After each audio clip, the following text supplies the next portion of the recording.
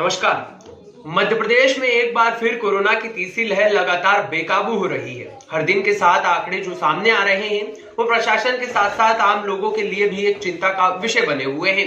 एक बार फिर इंदौर शहर में दूसरे दिन स्वास्थ्य विभाग की रिपोर्ट सामने आई, जिसमें से 1104 लोग नए कोरोना संक्रमित मिले, जिससे इंदौर शहर में एक बार फिर संक्रमण दर बढ़ गई है और अब यहां बढ़कर 9.52 से 11.28 पर पहुंच चुकी है। इससे लोगों की भी चिंता बढ़ गई है, लेकिन जो सबके मन में सवाल खड़े हो रहे हैं वो अनेक सारे हैं और सबसे पहला जो सवाल है वो यही है कि क्या इंदौर में लॉकडाउन लगने वाला है। इससे कई सारे लोगों के मन में ये सवाल भी खड़ा हो रहा है कि इंदौर के साथ साथ अभी पूरे मध्य प्रदेश में लॉकडाउन के साथ साथ नई पाबंदियां क्यों लागू नहीं हुई। तो इसके पीछे अनेक सारे कारण हो सकते हैं, जिनमें सबसे बड़ी राहत वाली बात भी हो सकती है कि जितने भी लोग कोरोना से संक्रमित हो रहे हैं या जितने भी लोग में कोरोना के सिम्टम पाए जा रहे हैं उन सभी लोगों में कोरोना के सामान्य लक्षण हैं।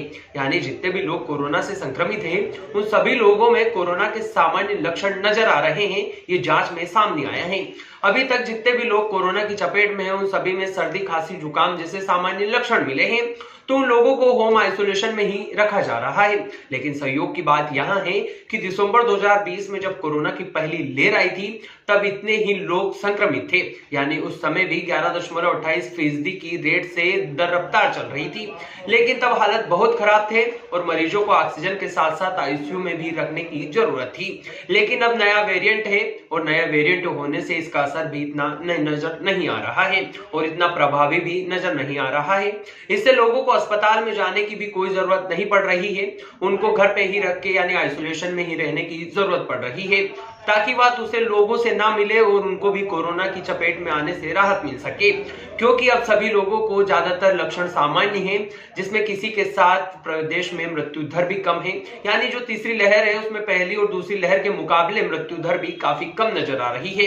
यही वजह है कि जिला प्रशासन के साथ साथ जिला क्राइसिस कमेटी की भी चिंता इससे कम नजर आ रही है और इसी बात को लेकर क्राइसिस कमेटी के साथ साथ जिला प्रशासन भी थोड़ा राहत सब्र कर रही है।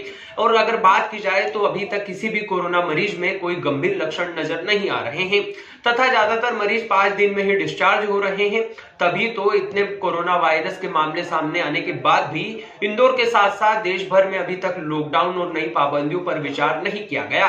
लेकिन अब आने वाले समय में देखना होगा कि मध्य प्रदेश सरकार के साथ साथ जिला प्रशासन भी कोई नई पाबंदियां लेकर आती है, क्योंकि कोरोना जिस रफ्तार से आगे बढ़ रहा है वो हर किसी के लिए चिंता का विषय है।